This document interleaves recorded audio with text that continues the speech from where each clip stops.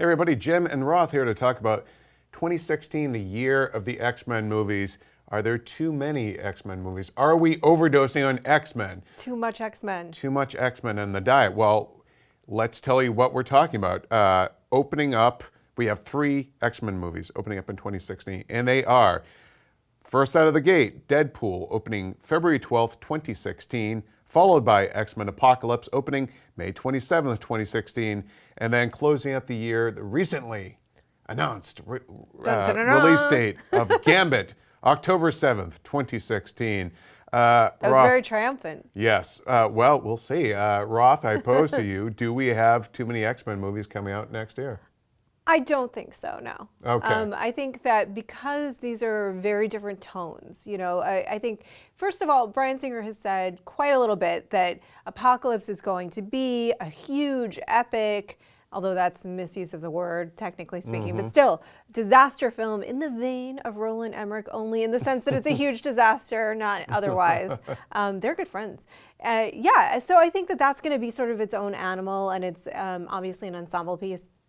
You have Deadpool, which is, I think, going to be, if it's done well, the way we want it to be done, which is basically going to be a PG-13 that's kind of getting away with acting like an R. Yeah, wink, wink, nudge, nudge. Yeah, and he's a very different, snarky, sarcastic character. I think that'll be a different tone than most of the other comic book movies that are out there, full stop. Right. And then we have The Raging Cajun, which is his own thing, you know, Yeah. and the introduction of Channing Tatum as this character. So I think potentially they could be different enough that it doesn't feel like overload. Yeah, for me, it feels very much like, my biggest question is, do they all have to come out next year? Why do they have to be 3 of them? Why couldn't, Gambit be pushed to, say, early spring of 2017? I mean, I just feel like it does seem like a very, very bold but kind of naked attempt to establish this shared universe. Not that the X-Men movies weren't already a shared universe, but kind of here are going to be the new faces of this franchise as the first class cast. Their contracts are basically wrapped up with Apocalypse, and Jackman saying, as he's many times said, but it's getting there, like he's only got a couple left in him at this point. So he keeps saying that, though. He's the guy that keeps saying that, and then he keeps doing it. Yeah, yeah. I mean, but I do feel like it's at this point they're looking at, here are the new faces of the X-Men franchise, and they want them out there. And I think it's true that Jackman probably eventually does. The man he does have one more Wolverine movie. He has another Wolverine. 2017. So I think he loves playing the character, but I do think probably he's feeling a little bit of fatigue. And hey, maybe the audiences want some new blood too. Yeah. I mean, it's going on almost 20 years of playing this guy at this point. That's remarkable. But let's talk a little bit about the movies that these films are going to open up against and what that could kind of mean for them.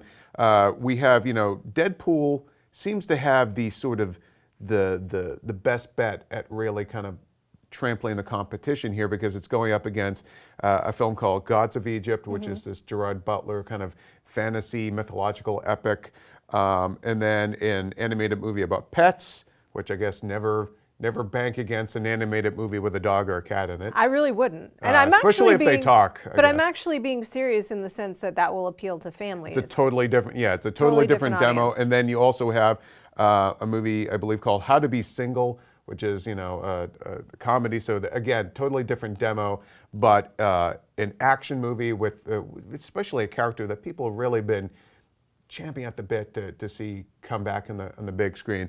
And then X-Men Apocalypse, though it does, even though it's the flagship, the most recognizable and seemingly safest bet, it's going up against the sequel to Alice in Wonderland, Through the Looking Glass.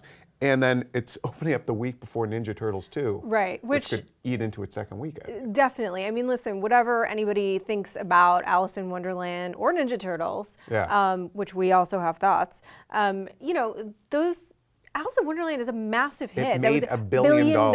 That is a $1 billion movie. No X-Men movie has made $1 billion. Right, exactly. So that, I would guess that potentially they will move the date. Yeah. Now, it's a very different audience that they're going to be appealing to, but Alice in Wonderland is a lot of competition. I know that's going to be surprising, but it is. And then, Gambit is opening up against a Ben Affleck period film called Live by Night, and then Monster High, which would skew younger, and I could see that film, doing well.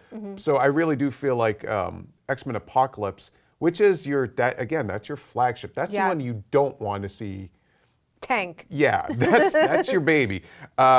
So I And you're just feel, promising big things with it. and you are, and also, it is going to be introducing some new X-Men. So they really do seem like 2016, the year they want to sort of softly relaunch the X-Men franchise with some new faces to bank on going forward. Yeah, I mean, I want to circle to your point about probably why they're doing this, which is, yes, definitely to introduce these new characters as these contracts are up, to sort of establish these characters so that they can move forward with these franchises and keep the X-Men going. I think there's probably also... Because it doesn't look like they're going to reboot. They're not, right, exactly, because they're not going to reboot, so they just want to get some characters firmly in place with audiences.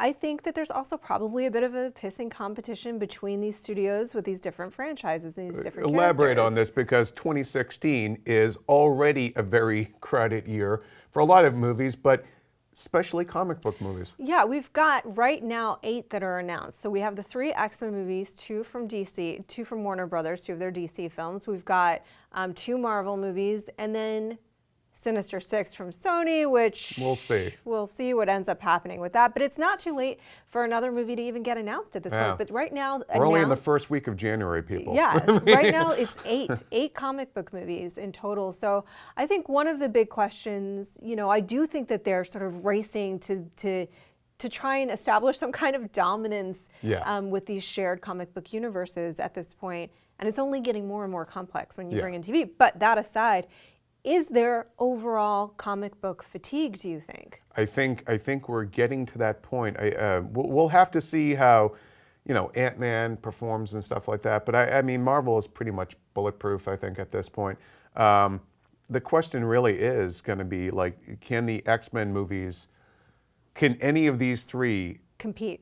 Well, can any of them, can that franchise survive if any of these really tank? Yeah. What if Gambit really doesn't do well? What if Deadpool doesn't really do well? Yeah. I mean, you're banking on these kind of new faces and everything, but what if the audience doesn't show up for it? Yeah, and it's an interesting question because, and I was saying this to you earlier, like for us, we look at these things, and probably for you guys too, a lot of times you look at things in the framework of, okay, this is Fox with the X-Men, and this is Marvel Studios with their characters, and this is Warner Brothers with DC, and this is Sony with the Spider-Man universe. But I think your average movie-going audience is not connecting those dots at all. They're like, oh, it's another comic book superhero movie. There's Superman, and then there's this guy Gambit. You know what I mean? Yeah. And I don't even think they're necessarily connecting the dots necessarily that Gambit is connected to Apocalypse. Right, and especially the X-Men too universe. when the Fox movies and the Sony movies still run the same Marvel banner in front of them and in their ads, as you get with Marvel Studios proper. Now the IGN audience, for the most part, and we know, who belongs to what. But yeah, to your point about the general audience, I'm curious, is it gonna, when is this ship gonna finally kind of sink? Yeah. But maybe 2016 isn't the year for that. We'll see. I think there's a few more years left where this is just sort of the order of the day. This is the genre that is very, very popular. But I will be curious to see how general audiences do react to these characters that are a little bit different. And again, and if they feel like, is it maybe too many X-Men movies that year? Like, if they're, we'll see if there's going to be any specific X-Men branding in front of the titles, like Deadpool, X-Men, whatever. Yeah. But all right. I'm looking forward to Apocalypse, I will say that. That's the one I'm Absolutely. most looking forward to. I'm not a huge fan of like the 90s X-Men characters, so I'm pretty curious about Deadpool too, though. I am curious. I'm going to give these movies their due and give them a shot. So we want to hear from you guys. Do you think 2016 is already, are there already too many X-Men movies out that year? Too many coming comic out that book year? movies. Too many comic book movies. And which one of these 3 X-Men movies, these new ones, are you most looking forward to? So give us a shout out in the comments about your thoughts on those. And for all things X-Men movies, keep it here on IGN.